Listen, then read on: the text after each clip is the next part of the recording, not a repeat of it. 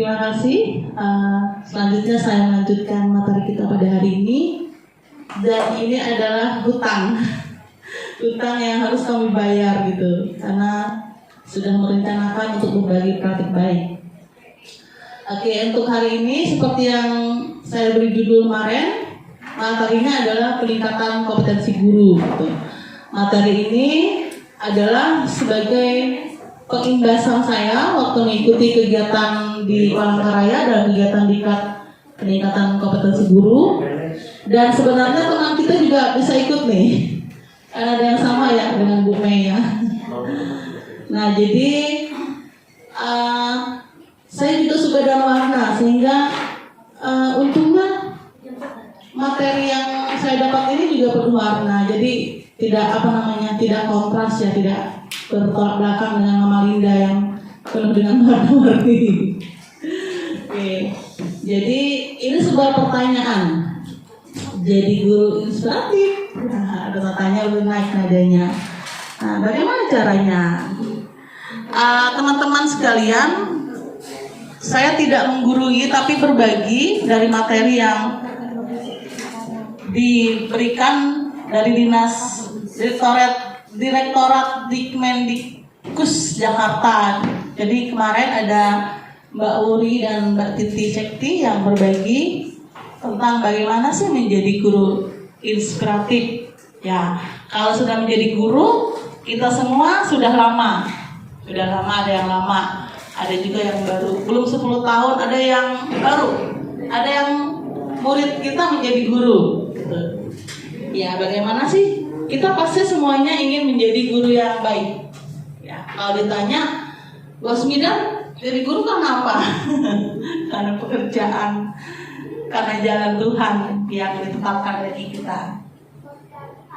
Nah, hari ini saya mau nanya nih, jadi bukan bertanya, mau bertanya perasaan teman-teman. Teman-teman, Bapak Ibu hari ini berada di warna apa? Apakah biru, apakah hijau, kuning atau merah? Mungkin ada yang mau menyampaikan sekarang perasaannya hari ini berada di mana gitu. Posisi perasaannya ada di mana hari ini? Boleh angkat tangan Bapak Ibu yang mau menyampaikan kira-kira perasaan Bapak Ibu hari ini tuh di posisi mana? Posisi hijau, happy berarti ya? Masa sih? Happy ya? Iya. Biasanya masih banyak yang kuning. Banyak yang kuning, masih bingung. Kalau saya terus terang masih di posisi biru, karena masih mengharu biru dengan kondisi yang terjadi di keluarga SMK 2, jadi masih terhalang-halang di dada ini. Sebenarnya kan tidak lepas gitu. Kalau dilepaskan mungkin bisa menjadi ke hijau gitu. Jadi masih ada biru-birunya gitu. Tapi saya senang karena banyak yang hijau. Senang ya karena saya ngomong di sini. Apalagi kalau ada sebuah lagu ya. Oke, inilah berbagai perasaan yang ada pada kita. Ada biru, ada hijau, ada kuning dan bahkan merah. Yang merah itu belum Raina. Siapa yang suka di merah? Nggak ada ya. Semua orang tidak mau ada yang di merah. Terpaksa. Kalau di merah itu terpaksa. Lagi kalau piket Senin, piket Jumat itu merah itu mendadak jadi merah. Tiba-tiba nggak mau merah jadi merah. Nah, teman-teman, berbagai perasaan yang ada tadi itu berkaitan dengan kompetensi guru. Jadi guru profesional itu punya 4 kompetensi yang harus dimiliki, dan saya yakin kita semua sudah punya, sudah tahu sebenarnya ini. Ini berdasarkan Perdirjen GTK nomor 2626 tahun 2023, jadi baru tahun lalu. Kompetensi guru itu ada 4: pedagogi, kepribadian, sosial, dan profesional. Saat ini saya tidak menyampaikan semua, hanya beberapa, tapi alangkah baiknya kita mengingat lagi, siapa tahu lupa. Yang pedagogi itu apa sih? Yang kepribadian itu apa sih? Yang sosial dan profesional itu bisa kita baca ya. Kalau pedagogi berarti membawa siswa kita fokusnya kepada siswa untuk mencapai tujuan pembelajaran kita. Kalau kepribadian itu kita, kayak kita sebagai guru gitu. Kalau sosial adalah antara kita guru, bagaimana bisa bekerjasama, berkolaborasi dengan orang tua dan masyarakat sekitar untuk juga mencapai tujuan pendidikan. Bagaimana seharusnya. Yang kompetensi yang ketiga adalah profesional. Itu kemampuan untuk menguasai. Ini tidak usah ditanyakan lagi. Pasti semuanya sudah ahli di bidang ini. Apalagi yang agama itu udah pasti entah berapa apa yang dihafal ya budaya dari berapa tahun itu pasti sudah hafal. Saya ingat dulu saya punya guru matematika SMA tuh setiap datang itu tidak bawa apa-apa. Jadi saya praktekkan. Biar gak ngantuk. Datang blak gitu langsung nyadar. Gak bawa apa-apa. Langsung nulis semua, rumus. Itu berarti ya saat itu kompetensi profesionalnya udah luar biasa. Saat saya SMA, ingat sekali saya itu. Tidak bawa apa-apa, hafal semua matematika kelas 12 itu. Nah, saya yakin kita semua sudah kompetensi kita sudah kita semua memiliki kompetensi profesional sesuai dengan bidang kita masing-masing. Nah, jadi saya akan berikan 2 kompetensi, nanti kepribadian dan sosial. Jadi kenapa saya tertarik dengan ini? Karena saya sendiri di kompetensi kepribadian ini itu kan menyangkut bagaimana mengelola emosi. Kita menyadari lagi refleksi. Saya sering Bumi nggak ada ya. Bercerita. Biasanya kalau kita setelah kita merasa kesal atau marah kepada seseorang, pasti kita akan merasa bersalah gitu. Duduk merenung. Biasanya terjadi pada anak kita ya. Saat kita sebenarnya dia tidak salah, tetapi ternyata kita pakai yang warna merah tadi gitu, refleksi. Dan juga kita bagaimana berorientasi pada peserta didik. Di sini kita wajib mengetahui kenapa sih mereka bersikap seperti itu, sehingga beberapa hari yang lalu kepada anak-anak TKP, karena saya merasa belum mengenal mereka semua dan belum saya lakukan, saya melakukan wawancara kepada setiap mereka sehingga mengenal kepribadian mereka gimana, bagaimana hubungan mereka dengan orang tua, bagaimana keuangan mereka, karena kalau mereka lapar dan tidak punya uang itu ternyata tindakan mereka itu ada gitu. Saat mereka ternyata tidak punya uang, saat ternyata mereka ini orang tuanya suka bertengkar gitu. Bahkan ada yang nangis saat curhat itu. Saya harus kenal mereka. Makanya harapannya kita bisa mengerti bagaimana peserta didik kita, mengenalnya, apa beda wali kelasnya, kenal siapa mereka gitu. Nah, ini tadi emosi kita tadi ada 4 warna. Jadi biru, hijau, kuning, dan merah. Kalau di biru itu energi dan motivasi rendah untuk berpartisipasi saat mereka di biru. Saat mereka di hijau, maka ini pasti kayak galuh kalau di kelas TKP. Perhatian dan perasaan positif secara keseluruhan. Tidak nyaman dan fokus. Kalau kuning, penuh emosi negatif dan mungkin bereaksi kasar saat berada di biru. Saya juga sering gitu. Kadang-kadang tidak cocok ya. Kalau tiba-tiba saya berada di penuh emosi negatif dan ibu-ibu saya sering bercermin. Biasanya kalau saya galak itu gimana sih wajah saya gitu, ternyata jelek ya kalau galak gitu. Mata melotot, muka merenggut itu. Saya bayangkan kalau muka ini ke siswa kita yang bukan anak kita gitu. Yang harusnya begitu mereka datang ke sini, mereka maunya disayang. Disayang-sayang oleh kita. Dan kita pun juga harus mengerti bahwa anak-anak kita pun punya 4 energi ini ya. Mereka di mana? Di biru, hijau, kuning atau merah. Itu semua orang punya seperti ini. Mungkin kalau melihat saya jadi tidak nyaman dan perlu fokus misalnya. Nah, ini contoh beberapa emosi kita ya saat zona biru itu. Mungkin anak kita sedang sakit gitu ya, sedang sedih, sedang capek, bosan, dan merasa lamban gitu. Nah, semua orang pasti mau di yang hijau. Yang hijau itu yang tenang, senang, fokus, merasa baik dan dalam kendali. Semuanya senang, aman, bahagia gitu saat berada di warna hijau. Sekitar tanggal 1. Oh iya, ada yang boleh gitu ya. Nanti juga Syukurlah. tanggalnya. Ternyata zonanya nanti Ya, zona itu tergantung tanggal. boleh setelah ini saya di zona hijau nih 1 sampai 5 gitu. Nah, di zona kuning sebenarnya ada semangat di situ karena ada gelisah, gugup, frustasi dan bingung. Zona kuning tidak zona yang tidak baik gitu. Tanggal 25 juga. Kadang-kadang orang yang sangat bersemangat itu dia di zona kuning gitu. Tidak dalam tenang karena saat semangat itu darahnya bergelora gitu. Sampai di sini mungkin saya perlu beberapa 1-2 orang yang bisa bercerita gitu saat berada di zona mana, dalam kondisi apa. Ya, terima kasih.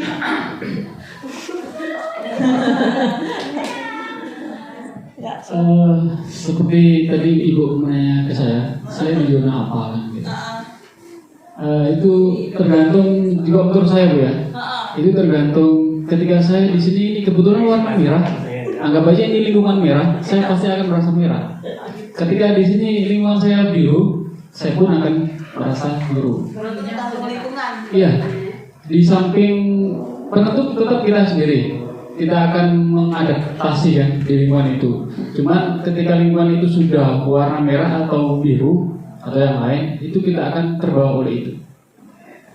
Dan mungkin kata orang bijak dibutuhkan sifat kedewasaan kita untuk cepat beradaptasi. Cuman seberapa dewasa itu yang akan saya tanyakan ke Ibu dalam menghadapi situasi-situasi yang seperti itu. Mungkin itu Bu. Ada pertanyaan saya? Iya. Apa pertanyaannya? Oh tadi Dia lupa.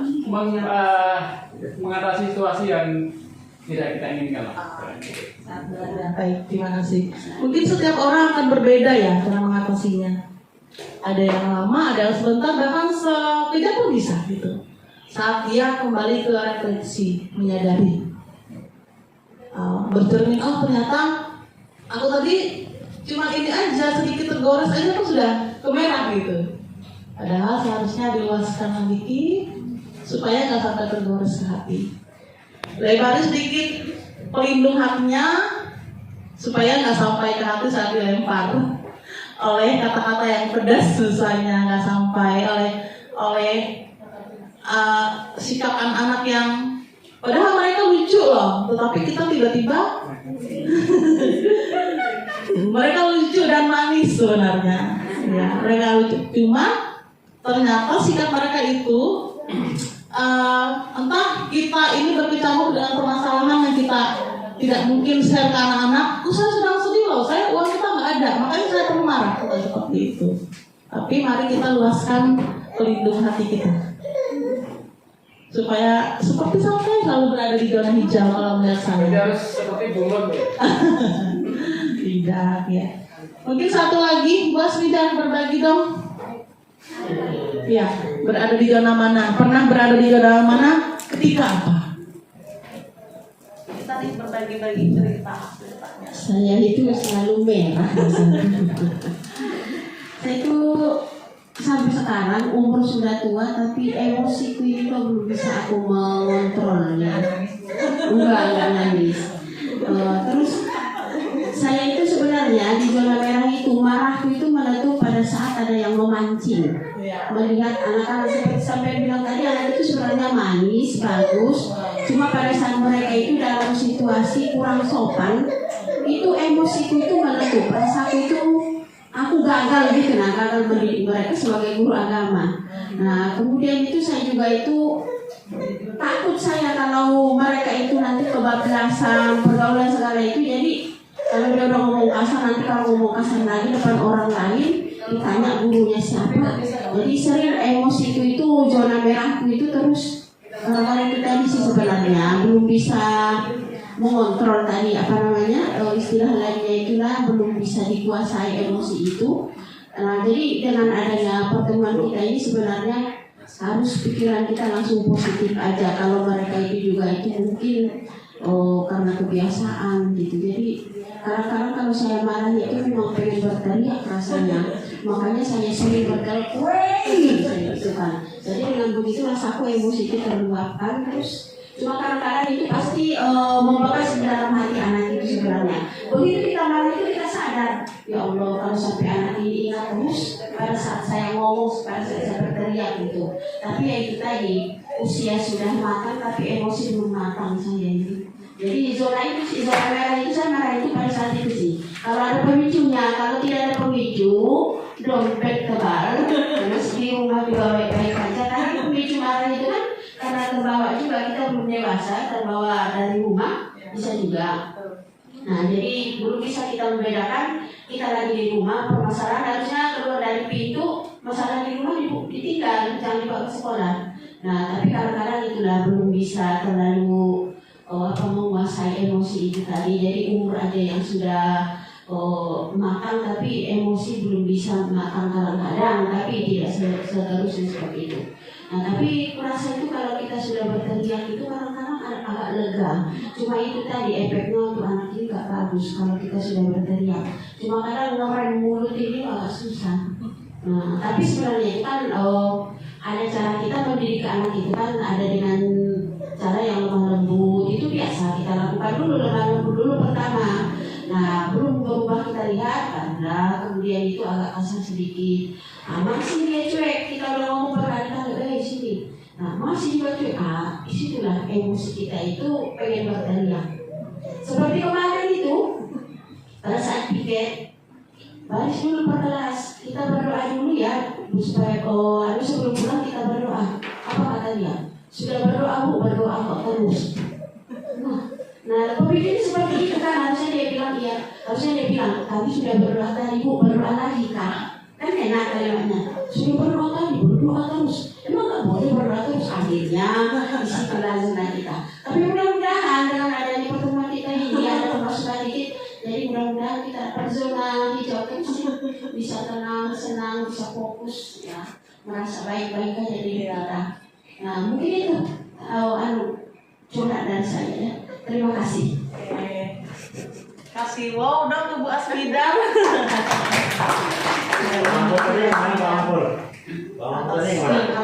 Saya tergantung Ustazah. Jadi semuanya memang tergantung situasi dan kondisi lingkungan di sekitar kita. Kita mampu juga orang seperti itu ya. Next. Nah, ini ada gambar seperti Ibu ini. Nur Aina Nur Mama. Menurut Bapak Ibu, gambar samping masuk dalam zona emosi yang mana gitu. Warnanya berbagi. Ya. Di nomor 1 kira-kira dia di zona mana? Masuk. Mana dia kata orang? Yang apa? Mana sih? Nah tadi ya zonanya ya. Biru, hijau, kuning, merah. Kuning nomor Yang saat di sini Pak Edi, boleh nomor 1 Pak Edi. biru. Kuning. Kira-kira Capek. Kayaknya Bapak kuning. Ibu itu dia berada di zona mana? Capek. Nomor 1 dulu ya. Nomor 1 dulu. Kayaknya di biru capek itu gendongan. Saya soalnya bertahun-tahun seperti Pengalaman ya seperti itu. Capek. Capek ya berarti di biru. Kuning nomor 3 berarti tadi. Kita tambah yang lain. Ada mungkin. Siapa tahu dia happy karena gak kepikiran anaknya ditinggalkan. Merasa tenang karena anaknya tidak diasuh orang lain dan tidak harus kita menitipkan gitu. Tetap berada dalam dia dan saya rasa tidak mengganggu juga karena dia gendong. Itu di awal-awal masuk jam itu masih Masih gendong. Iya, di awal. Kalau dia seharian seperti itu pasti Akhirnya dulu. tidak nanti.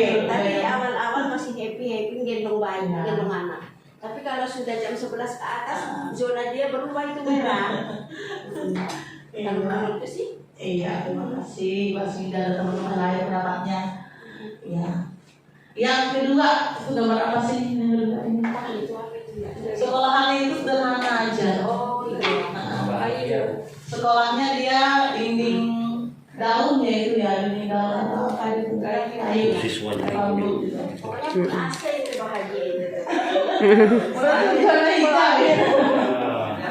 Nggak panas tuh. Kira-kira Pak Ido, guru tersebutnya di zona mana?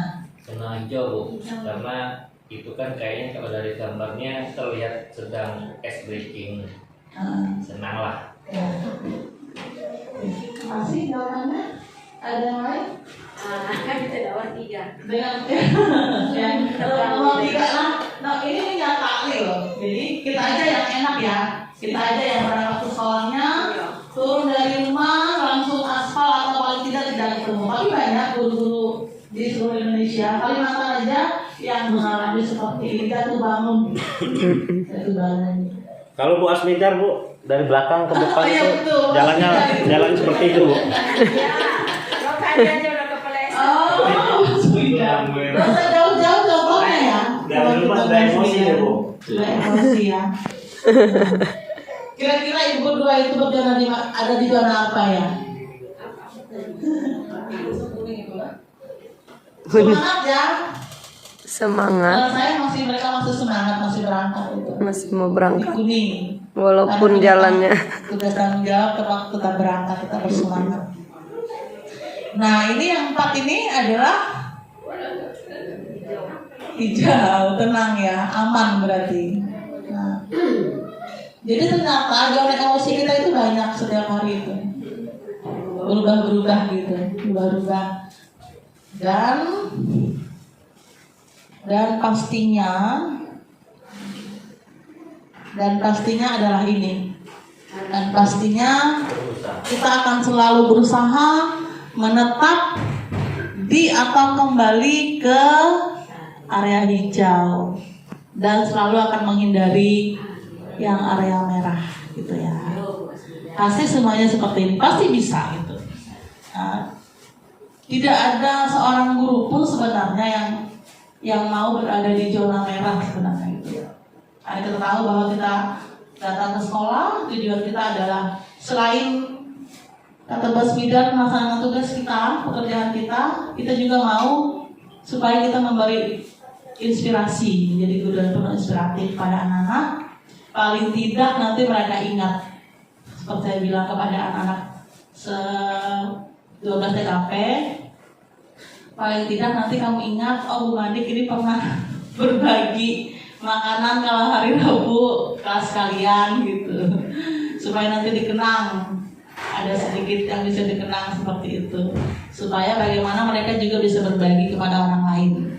Kalau secara ilmu kan sekarang gampang ya, kalau secara ilmu anak-anak tinggal ilmu semua dalam genggaman, tinggal rajin atau tidaknya, tetapi kita berusaha untuk menjadi guru yang penuh inspiratif kepada anak-anak gitu. Sebab begitu mereka sukses, yang senang adalah kita. Apalagi kalau datang bawa kue ke sekolah, ya. Apalagi dia bawa oleh-oleh ke sekolah, kita pasti akan senang. Sehingga, nih, ayo Mei bahasa Inggrisnya bacakan ini. Apa membacanya Bu Mei? Atau Bu Ena lah ya Bu Ena? Mana yang di depan? Self awareness itu enggak? Oh yes. Yes ya. Jadi ini ada kesadaran diri, artinya katanya yaitu kemampuan seseorang dalam memahami keadaan pikiran, perasaan, dan evaluasi diri sehingga dapat mengetahui kekuatan, kelemahan, dorongan, dan nilai yang terjadi pada dirinya dan orang lain. Nah, kesadaran diri inilah sebenarnya yang menjadi faktor utama sehingga kita kembali ke zona hijau tadi. Kita sebenarnya kita bisa mengetahui kita tuh seperti apa gitu, mengenali diri kita ini. Misalnya, saya orangnya baik hati, saya orangnya peramah, suka senyum gitu. Kembali ke base kita, dasar kita itu adalah apa? Kelemahan kita apa? Kelemahan kita artinya saat kita berada di lingkungan yang memicu kita melakukan tidak baik, kita mudah berarti apa yang kita lakukan supaya kita tidak ke zona yang merah. Contohnya kalau senam supaya tidak zona merah, saya tidak melihat ke belakang. Kalau tidak saya lari menendang mereka biasanya gitu. Jadi kalau saya mau happy hari Jumat itu saya nggak mau menonton mereka ke belakang senam. Kalau menonton pasti saya akan lari. Nah itu caranya. Tapi akhirnya seperti kita membiarkan, jadi serba salah. Serba salah. Padahal mereka tuh asik sebenarnya. Cuman ya itu ngeyel. Tetap ada aja tingkah mereka. Apakah ini memang darah mereka ya? Darah mereka yang encer ya gitu ya. Selalu bikin tingkah gitu. Selalu harus diatur gitu. Mungkin sengaja membuat kita marah ya. Biar gurunya stroke. Biar gurunya darah tinggi gitu. Nah, ini mungkin lewat aja beberapa indikator kesadaran diri ya. Jadi menurut ahli itu bahwa si Pak Goleman itu ada caranya. Jadi mengenali perasaan dan perilaku sendiri ini, mengenali kelebihan dan kekurangan diri sendiri, mempunyai sikap mandiri, dapat membuat keputusan yang tepat, tampil dalam mengungkapkan perasaan, pendapat dan keyakinan, dan dapat mengevaluasi diri. Gitu ya. Nih. Terus, jika kita punya kesadaran diri atau self awareness yang baik, maka pola pikiran kita berkembang gitu.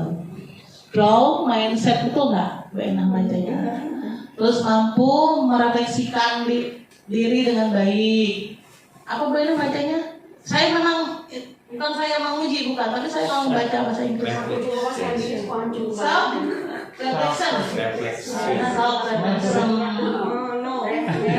reflection. Dan juga self confidence. Jadi Grow jika kita mindset. mempunyai kesadaran, maka Pola pikir berkembang. kita ini akan menjadi seperti ini. Kita ini akan menjadi orang yang pola pikir kita berkembang. Kita akan mampu merefleksi diri dengan baik, dan kita akan mampu menjadi orang yang percaya diri dan mau mengembangkan diri dengan baik. Contohnya ini. Jadi contohnya ibu bapak yang ada di sini itu mau meluangkan waktu memenuhi tuntutan dan hutang kami hadir di sini, dan saya sebenarnya berpikir paling 5 atau 6 orang. Awalnya saya tuh mau bagikan satu-satu, tapi ternyata ada berapa belas orang yang datang. Gitu, kakak diundi nanti yang terakhir ya. Enggak sih yang bisa berkecil itu. Ya, ini nggak ada videonya. Nah, Bapak Ibu boleh diungkapkan. Aku pengen banget langsung bilang. Apa sih yang katakan? Iya, apa yang ingin Bapak Ibu katakan? Saya ingin menjadi manusia yang tenang, tidak emosian, terus dewasa berpikirnya. Terus ya itulah yang paling pokok. Anak-anak mengingat saya sebagai guru yang semakin hari semakin lemah lembut. Terus yang saya inginkan jangan cengeng. Pengen aku jangan cengengan gitu. Pengen banget ingat anak-anak pas muda itu loh, guru yang lemah lembut. Mudah-mudahan nanti bisa zona biru saya.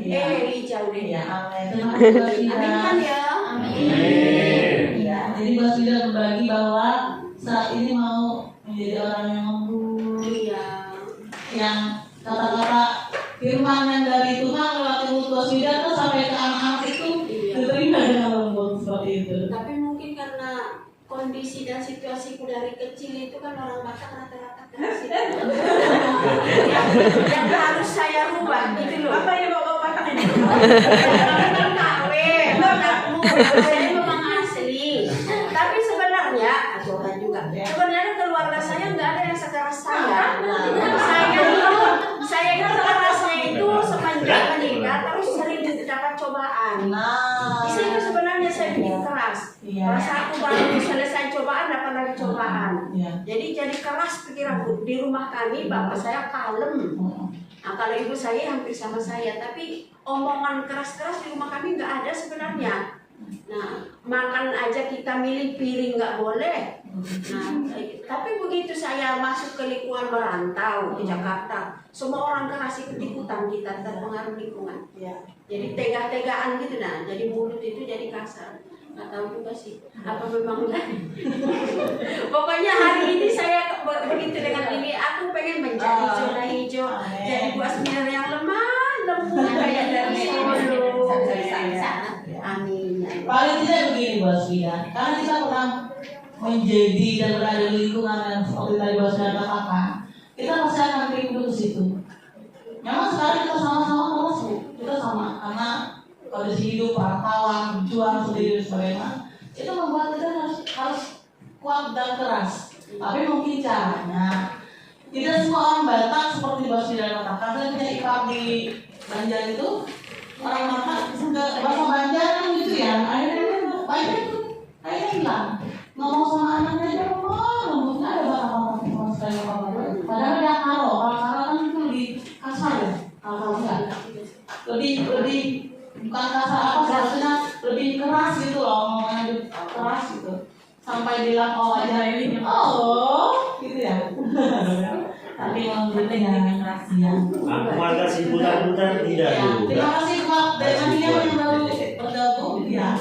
Ada lagi Bapak Ibu yang mau bercerita dari 1 sampai 10 itu kira-kira mau menerima perbedaan apa yang perbedaan seperti apa antara nomor 5 tahun, perbedaan seperti apa antara diri 5 tahun yang lalu. Nah ini, ya. Pedi boleh nomor 4 asik kayaknya. Perbedaan seperti apa antara diri 5 tahun yang lalu dengan saat ini? Lurus. Lurus. Saya cenderung dengan nomor 1. Suka yang nomor 1? Ya udah, nomor 1 silakan. Tapi Bu aku enak itu mintanya. Oh. Disalahkan. Iya. Ayo, silakan Bu Ena. Memang alhamdulillah sih ada perubahan gitu Bu. Ya. Kalau dulu kan kadang suka kepikiran dengan anak ini kok begini banget gitu loh. Jadi kan baru aja tadi dari kelas saya panggil anak itu kan, sini kalian berdua, mampus katanya gitu.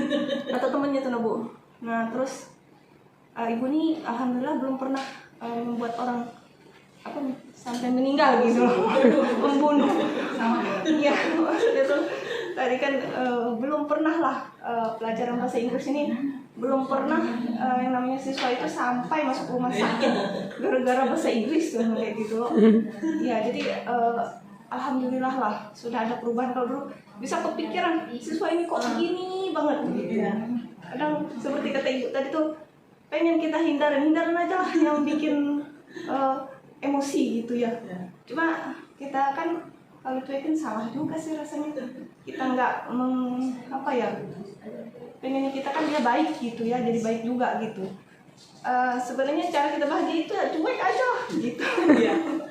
Masa bodoh paling mudah itu ya. Cuma kan itulah tanggung jawab kita di sini ya. Kalau bisa siswa itu baik, kenapa tidak gitu. Alhamdulillah lah. Sekarang dari 5 tahun yang lalu intinya kita kan harus berubah lebih baik. Rugi kalau tidak berubah. Iya, kasih bau dong ke Bu Ena. Terima kasih Bu Ena atas berbaginya, betul seperti itu. Jadi ya pastilah. Dan betul sebenarnya kita itu maunya aman ya, jualan aman, tapi karena sadar bahwa pendidik mau tidak mau cap itu ada di sini pendidik ya, tugasnya mendidik. Kalau pelajar ya pelajar. Saya mungkin akan berbagi sedikit. Pertama-tama saya datang ke SMK 2, dari semenjak saya jalan-jalan hampir 5 tahun ke seberang balik lagi ke rumah itu saya kaget. Karena lingkungan seberang dengan lingkungan sini sangat berbeda, jauh sekali. Itu pertama saya ke SMK 2 lagi itu saya sampai menampar siswa. Karena apa? Karena dia bohong. Saya kan baru tidak kenal mereka, namanya dia bohong namanya itu. Saya tuh sampai menampar mukanya, saya kaget gitu. Terus saya masuk kelas, saya sampai melempar pulpen. Jadi saya nggak benar kalau seperti ini, karena terbawa kepikiran dan hidup saya. Saya nggak tenang sampai mimpi. Jadi saya pernah sampai bikin ngigau gitu, bahwa yang kita lakukan itu ternyata tidak benar gitu. Kita terpengaruh dengan kondisi gitu, yang berada di yang baik, begitu ke zona yang kacau, kita tidak berada dan tidak pasang tameng gimana supaya kita tetap aman, tapi kita ikut kacau juga. Dan pasti perasaan kita ini pasti tidak nyaman. dengan kondisi seperti itu. Karena yang kita hadapi itu bukan benda, yang kita hadapi adalah orang yang punya perasaan juga. Dan kita tidak mau dari kata-kata kita yang pedas saja menggores mereka gitu. Saya seperti itu. Saya pernah menyesal gini, anak Syrian yang baru tamat itu, saya pernah menyesal sekali kata-kata sampai saya meminta maaf itu. Jadi dia kan pacaran sama kerja, jadi antara yang bisa gitu. Jadi saya ngomong ke kerja, ngapain kamu pacaran sama dia, jelek sekali ini, jelek dia putuskan. Jadi saya tuh pas ke rumah kaget, oh saya bisa ngomong seperti ini. Jadi saya mendatangi dia, maaf lah ibu sampai ngomong seperti itu. Itu pasti melukai dia, pasti saja walaupun dia senyum pasti dia itu terluka dengan kata-kata saya. Apa yang saya bilang? Maksud saya jangan pacaran dulu gitu loh, jangan pacaran dulu, sekolah dulu, cuman kata-kata yang keluar dari saya itu gitu. Tapi kau pacaran sama dia jelek dia ini. Nah, gitu kan. Dulu saya bisa ngomong seperti itu gitu. Jadi tetap mau kembali ke yang lebih baik gitu. Oke, siapa lagi yang mau berbagi? Bolehkah kita mendengar Pak Toto? Boleh. Boleh kita mendengar Pak Toto untuk merefleksikan dari nomor 1 kan sudah, nomor 9 sudah, nomor 4 sudah. Boleh Pak berbagi Pak? Terserah Pak. Boleh Pak, kita beramai-ramai. Yang nomor 8-nya nanti saya. Ya nomor 4. Atau saya dulu gak apa-apa. Yang Pak Edi dulu ya, boleh Pak. Pak Toto masih pilih-pilih. Pak Edi dulu. Ramai ini tepuk tangan dong. Saya nomor 8 ya. Bagaimana Bapak Ibu ingin diingat oleh anak-anak didik. Nah ini siapa tahu teman-teman juga mau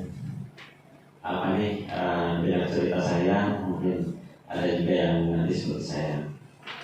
Jadi awalnya itu siswa itu memang sudah tamat, tinggal mengambil jasa, tinggal menunggu lah. Tetapi dia ini sering nongkrong di sekolahan. Tapi memang jurusan beda bu, jurusan berbeda. Jurusan listrik ya waktu itu. Saya sebutkan saja namanya karena kita tidak perlu inisial. Saya sebutkan namanya si Parit ya waktu itu ya. Parit itu bapaknya itu tukang sol sepatu kan. Ya. Nah dia itu punya pacar namanya siapa nih? Melina siapa? Duduk waktu itu. Melina siapa? Nah, saya itu tertarik dengan dia ini. Kenapa dia melamun gitu ya? Ternyata dia satu melamun karena putus. Yang kedua dia itu pengen kuliah gitu, tapi nggak ada biaya.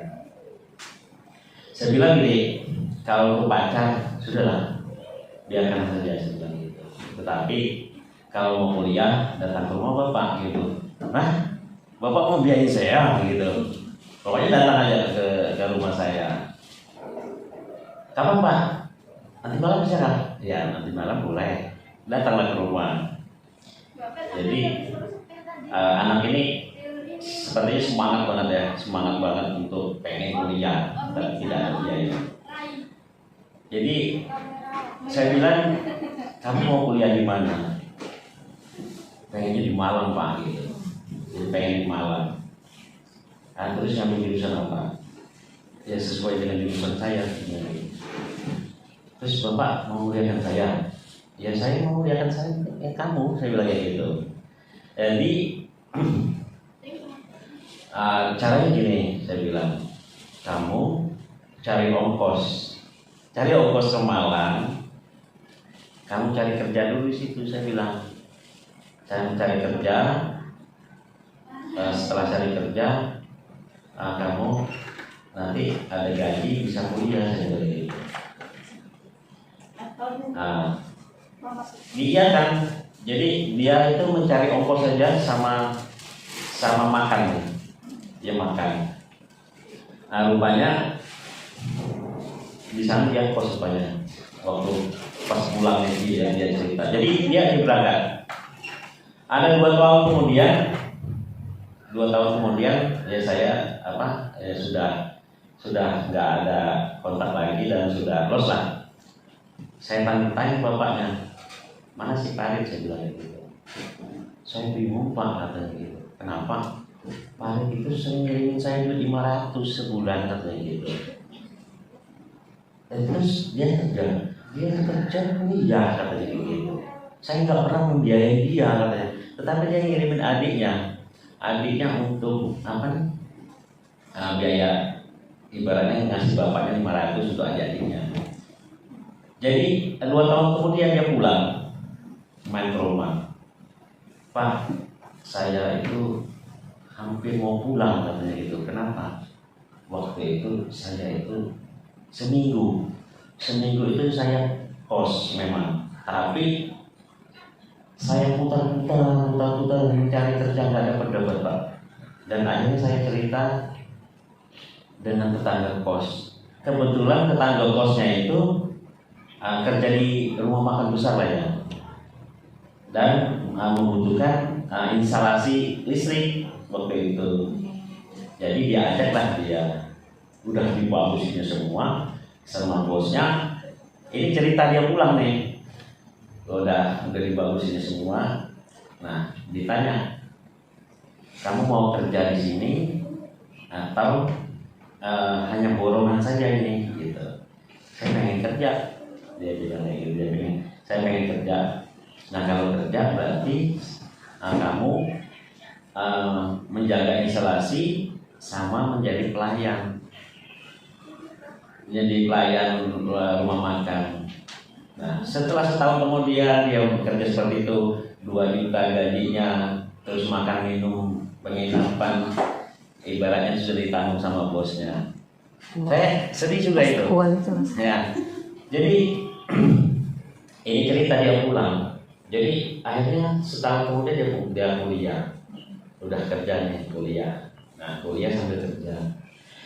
Nah, pernah waktu itu teleponan waktu itu, aduh Pak, saya ini ujian, tetapi itu ujian saya kesiangan, katanya gitu. Ya nggak apa-apa gitu. Waktu sudah pulang, itu kontak-kontakan lagi gitu. Jadi, nah itulah kenangan yang artinya saya itu hanya memberi motivasi saja agar diingat anak-anak seperti itu. Tetapi memang anak-anak yang seperti itu yang menjadi orang seperti itu kan. Jadi anak tersebut kalau sudah ada niat, terus keinginan, akan terjadi seperti itu. Nah itu sekarang sepertinya dia kerja di mana nih? Di Riau kalau nggak salah, di mana? Di Sawit ya, di Sawit kalau nggak salah. Dulu itu sempat dia, Pak, saya sekarang jadi asisten dosen. Asisten dosen, setelah itu ini dekan mau ngajak kerjasama. Kerjasama apa nih? Kerjasama MOU-nya itu Pak, guru-guru bisa megang kayak gitu. Nah, setelah itu siswa-siswa juga bisa PKL, siswa-siswa juga ada beasiswa juga untuk SMK 2 nanti, kan keren seperti itu. Nah, jadi saya itu merasa terharu lah. Jadi anak tersebut sudah lulus dan masih sering ngirimin orang tuanya. Jadi dia sudah kerja di rumah di Riau, di Kelapa Sawit. Gini tuh, jadi saya terharu. Tangan dong. Iya, sungguh cerita yang luar biasa ya. Dari semangat aja, menyemangati dengan kata-kata. Dan Pak Edi kasih uang nggak kemarin? Nggak ada. Nggak kasih uang. Ternyata untuk membuat orang berhasil tidak harus dengan biaya. Dengan apa yang kita ucapkan, semangat, dan saya anggap itu adalah jalan Pak Edi pakai Tuhan untuk menjadi alat supaya anak ini sukses, gitu, menjadi berkat buat dia. Dan pasti yang lain juga punya cerita seperti itu ya Pak Edi ya, tidak harus uang. Terima kasih Pak Edi, Pak Toto dong. Maaf Pak kalau dong nih kita berbagi saat berada di sini. Terima kasih atas kesempatan ini. Nah, sebenarnya saya masih bingung mana yang saya Boleh dipilihkan Pak Edi. Nomor 8, nomor 9. 1 sampai 4 sudah. Nih mengulang nggak apa-apa ya? Nggak apa-apa. Mungkin agak ke tengah biar Iya. ada agak cilok. Siapakah sosok yang menjadi panutan Bapak Ibu? Nah, ini bisa pilih sosok yang menjadi panutan. Sebenarnya waktu saya masih SD, waktu itu masih eranya Pak Soeharto, tahun 80-an, 80 sampai 87 itu masih sekolah di sekolah dasar. Nah waktu itu memang tokoh yang paling besar dan paling dikenal saat itu adalah Soeharto. Itu yang masih saya ingat. Nah, pernah saya membaca ucapan dari Pak Harto itu satu hal, di mana dia mengatakan kita jadi manusia itu jangan gampang heran. Itu salah satu kunci mengapa supaya manusia itu istilahnya apa, awet muda panjang umur. Itu yang saya ingat. Jadi melihat dunia ini jangan mudah heran. Memang dunia ini bermacam-macam hal bisa terjadi, dari yang mungkin sampai yang tidak mungkin, yang masuk akal maupun yang tidak masuk akal itu semuanya bisa terjadi. Jadi itu yang saya ingat sebagai apa ya, sosok, karena waktu itu yang paling lama menjabat sebagai presiden Pak Soeharto itu. Nah, sampai apa istilahnya, rasanya tahun sebelum tahun 97 ya, tahun itu rasanya hidup kita itu terasa sejahtera. Nah akhirnya kenapa bisa menjadi ekonomi Indonesia anjlok? Waktu itu kan krisis moneter, lencernya Pak Harto itu, ya rasanya kita kembali ke kesejahteraan itu rasanya sulit untuk dicapai. Nah, sampai saat ini ya mungkin di era Jokowi ini ya kelihatannya mulai menggeliat. Dari kesejahteraan baik itu rakyat Indonesia maupun pegawai itu ya mulai bangkit. Nah mudah-mudahan nanti di era Prabowo ini mungkin lebih baik lagi, baik kesejahteraan guru maupun rakyat secara keseluruhan. Jadi mudah ekonomi bisa diangkat dan kita bisa kembali jaya di masa-masa era Presiden Soeharto. Memang setiap tokoh, setiap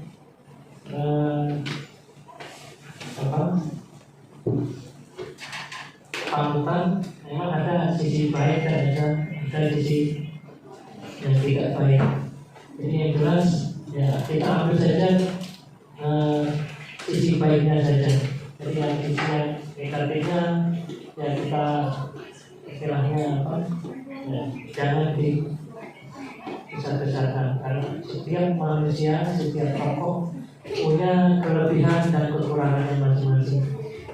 Itu mungkin ya pesan saya dari pengalaman dari masa-masa sebelumnya. Dan mungkin itu saja, dan terima kasih atas kesempatannya. Saya kembalikan pada narasumbernya. Terima kasih.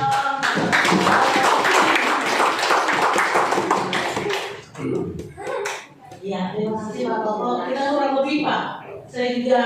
merasakan era itu. Dimana waktu itu tahun 80-an aja itu ke kampung saya dari Tanjung itu udah beraspal Pak. Partai hanya 3, jadi dimana menang Golkar jadinya aspal jalan. Jadi kalau kami di Kalimantan Selatan itu hampir tidak ada jalan yang seperti Pantai gitu, kalau tadi semuanya sudah aspal. Memang betul, impres pasar ya Pak, pasar impres atau sebagainya seperti kita rasakan ya. Semoga nyawanya Soeharto ada di Prabowo, nyawa untuk mensejahterakan Indonesia. Oke, sekarang pukul 11. Pukul berapa sekarang? 11.43. Ya.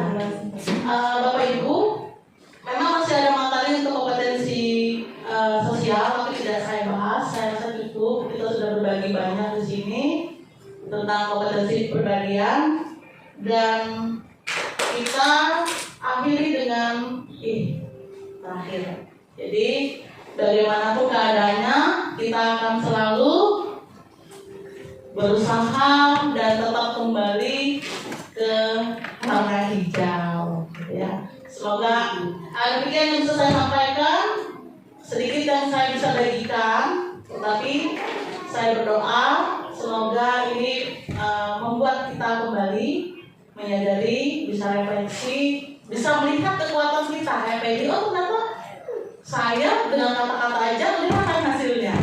Apalagi kalau kita lebih lagi menyadari bahwa kita seorang pendidik yang tugasnya adalah pendidikan kita. Dan terima kasih atas perhatiannya, partisipasinya luar biasa, sehingga saya merasa tidak gugup lagi. Pertama dingin, tapi saya udah menunggu giliran maju ini. Ternyata respon dan aktifnya teman-teman membuat saya dan tubuh saya. Terima kasih, selamat siang. Dan di akhir kegiatan Foto-foto. kita foto bersama. Saya punya sedikit yang mau saya bagi juga. Jadi selain berbagi, saya harus bagi sedikit. Tolong deh tulis nomor 20. 20 aja.